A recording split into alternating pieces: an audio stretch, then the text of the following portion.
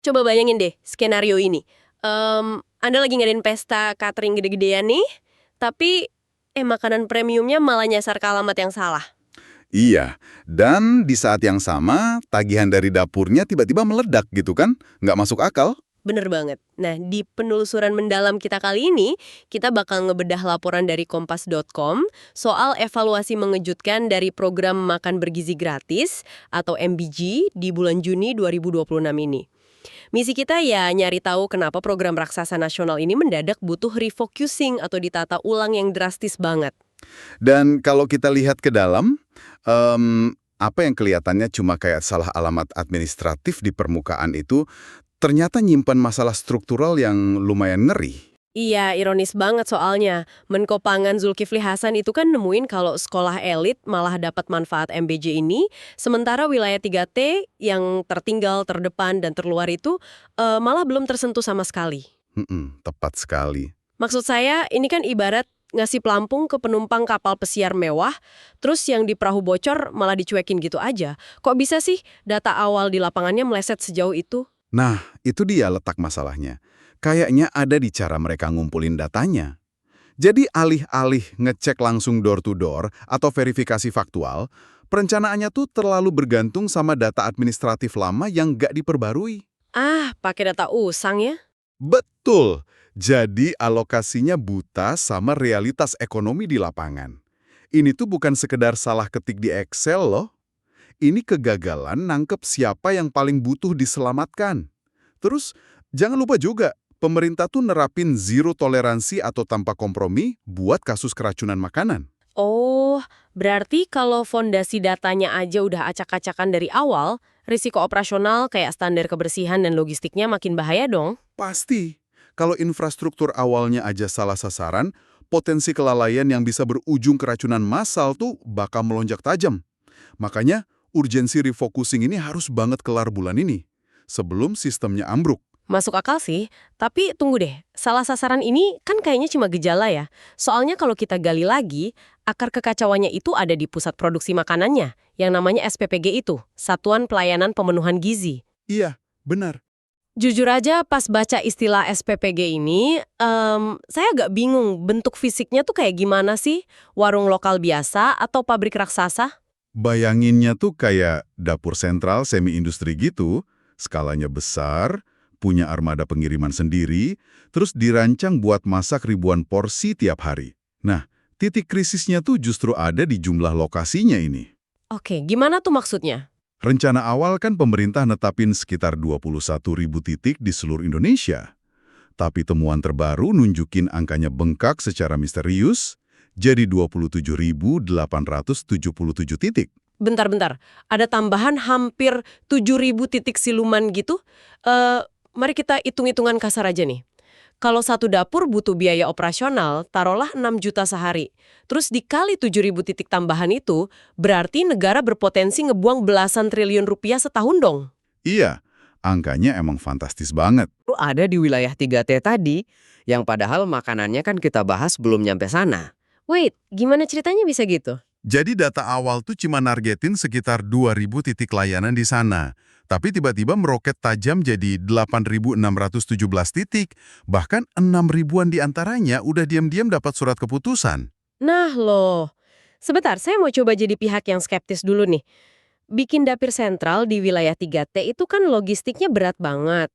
Jalanan rusak, akses listrik susah. Wajar nggak sih kalau pemerintah ngasih insentif gede-gedean biar investor mau masuk? Kalau nggak ada iming-iming siapa coba pengusaha yang mau ambil resiko? Argumen itu sepenuhnya valid kok kalau sistemnya terkontrol. Insentif emang krusial buat wilayah ekstrim. Tapi mekanismenya jadi rusak gara-gara petunjuk teknis atau juknis di lapangan yang berubah-ubah terus tanpa pengawasan ketat. Oh, juknisnya longgar ya? Betul. Dan ada satu juknis yang ternyata ngejanjiin penggantian investasi di wilayah 3T itu sebesar 120% dari nilai investasi awal. Sebentar, biar saya cerna dulu nih. Maksudnya kalau ada investor naruh modal 1 miliar buat bangun dapur, mereka dijamin bakal dibayar balik jadi 1,2 miliar dan itu bisa diulang-ulang gitu. Tepat, dalam jangka 4 tahun. Dan skema inilah yang jadi celah buat dieksploitasi. Pas regulasi ngebuka peluang imbal hasil segede itu, titik SPPG langsung menjamur. Pembangunannya nggak lagi didasarin sama jumlah perut anak yang kelaparan. Terus didasarin apa dong? Ya, semata-mata cuma hitungan kuota investasi aja buat ngeraup pengembalian 120% tadi. Astaga, berarti ini udah bukan murni program jaring pengamanan sosial dong. Ini rasanya malah kayak instrumen investasi dengan return tinggi, tapi pakai kedok ngasih makan anak sekolah. Begitulah realitasnya. Niat awal yang mulia buat ngentasin masalah gizi terdistorsi gara-gara daya tarik keuntungan komersial investor. Wow, ini bikin kita sadar kenapa kita tuh harus peduli banget sama isu ini. Pada akhirnya kan ini uang pajak Anda semua yang lagi dipertaruhin.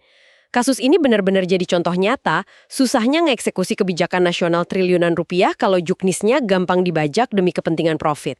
Bener banget. Dan ini ninggalin satu pertanyaan besar buat kita pikirin bareng-bareng.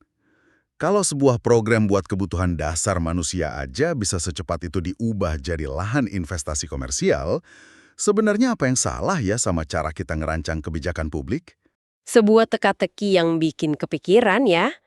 Jangan-jangan daripada muterin dananya lewat sistem investor sentralistik yang gampang dimanipulasi, mungkinkah jauh lebih aman kalau dananya dikasih langsung buat dikelola sama komunitas lokal di pedesaan?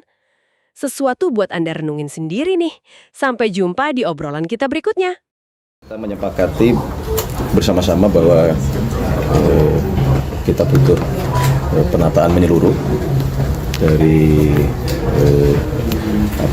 program MPK ini. Kalau bicaranya waktu tentu secepat-cepatnya, karena memang kan sebetulnya ada klasternya ya, ada klaster permasalahan. Jadi yang sebagian besar kan berjalan sesuai dengan mekanisme dan SOP yang sudah ditetapkan, jadi itu jalan terus. Nah, ada klaster-klaster yang memang harus kita tata ulang, kita benahi, termasuk tadi ada satu permohonan yang menurut kami juga bagus untuk kita segera prioritaskan juga di daerah yang 3T untuk bisa secepatnya saudara-saudara kita mendapatkan manfaat dari program makan bergizi gratis ini. Termasuk juga ada peningkatan yang signifikan dalam 2 minggu ini berkenaan dengan penerima manfaat untuk istilahnya 3B ya, untuk ibu hamil, kemudian ibu yang menyusui, dan balita di bawah 5 tahun. Mas, jadi mohon dukungannya, mohon sabarnya untuk kita kerja keras, kita tata ulang semuanya. Mas, yang dimaksud dengan penataan ulang ini apakah ketika di satu daerah ada kelebihan jumlah SPPG akan ditutup atau gimana, Mas? Yang dimaksud penataan? Ya pasti salah satunya arahnya ke sana dong. Tapi kan kita belum bisa hari ini mengatakan ditutup atau tidak. Namanya sedang ditata, kan dilihat ya, diinventarisir kondisinya seperti apa. Jadi kita juga tidak bisa langsung mengambil kesimpulan bahwa hanya mengacu kepada angka-angka, kan tidak. Kondisinya masing-masing tentu kan kita lihat berbeda-beda. Tetapi yang pasti harus semua itu sesuai dengan SOP, sesuai dengan standar, sesuai dengan prosedur gitu. Termasuk kalau mohon maaf ya, ada disebut nama-nama pemilik-pemilik SPPG gitu. Pada dasarnya bukan siapa pemiliknya, tetapi lebih kepada yang tidak boleh adalah melanggar aturan-aturan main atau melanggar SOP-SOP yang sudah ditetapkan. Ada rencana pemangkasan? Termasuk, mohon maaf, saya bukan sebagai Mensesnek ya, sebagai kader Partai Gerindra, kan ada juga di bawah-bawah nama partai, tapi yang bisa kami sampaikan mewakili partai bahwa tentu tidak ada instruksi institusional ini. Kalaupun ada yang dianggap kader atau perorangan, yaitu tentu atas ini masing-masing. Sekali lagi, yang tidak boleh adalah melanggar ketentuan atau melanggar aturan. Dan perlu kami sampaikan, di dalam internal partai kami berulang kali menekankan bahwa kepada saudara-saudara yang anggota Partai Gerindra yang memiliki dapur-dapur SPPG untuk harus wajib menjaga kualitas sebagaimana standar yang sudah kita tetapkan. Mas, untuk supplier yang terdampak sama penataan ini kira-kira tindak lanjutnya apa? Ya nanti kita lihat kan baru proses. Dari hasil perhitungan kita meyakini bahwa akan ada pengurangan kebutuhan anggaran dari program makan bergizi gratis ini. Makanya kami minta waktu untuk juga menghitung dengan Kementerian Keuangan maupun dengan BGN. Jadi dari proses penataan nanti akan bisa kita hitung dengan lebih cermat sesungguhnya anggaran yang dibutuhkan untuk program makan bergizi ini totalnya menjadi berapa. Termasuk soal insentif 6 juta per hari ke dapur itu juga akan dipertimbangkan. Semua. Kira-kira target penataan ini rampungnya kapan, Mas? Kita target awal 1 bulan ini harus selesai, ya. Sudah selesai. Tapi tentunya kan semua ada dinamikanya ya. Makanya yang pertama tentu tadi kita tekankan adalah yang sudah berjalan ini tetap berjalan, tidak boleh ada gangguan dan di situ pun juga catatan-catatan perbaikan itu terus tetap harus dilakukan. Yang sudah baik pun juga harus ada pengawasan supaya kualitasnya bisa terjaga. Kita tidak ingin ada penurunan. Mas tadi disebut pembengkakan ya dari 2.000 ke 8.000 ya Mas, dapurnya tadi ya Mas. Itu penyebabnya kenapa Mas bisa bengkak?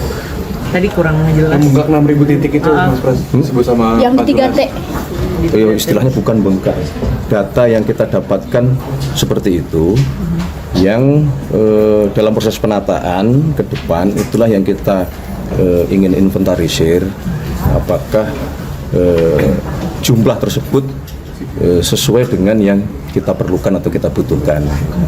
Makanya kami minta waktu untuk mendetailkan itu. Jadi tidak hanya dengan berbasis angka-angka kan.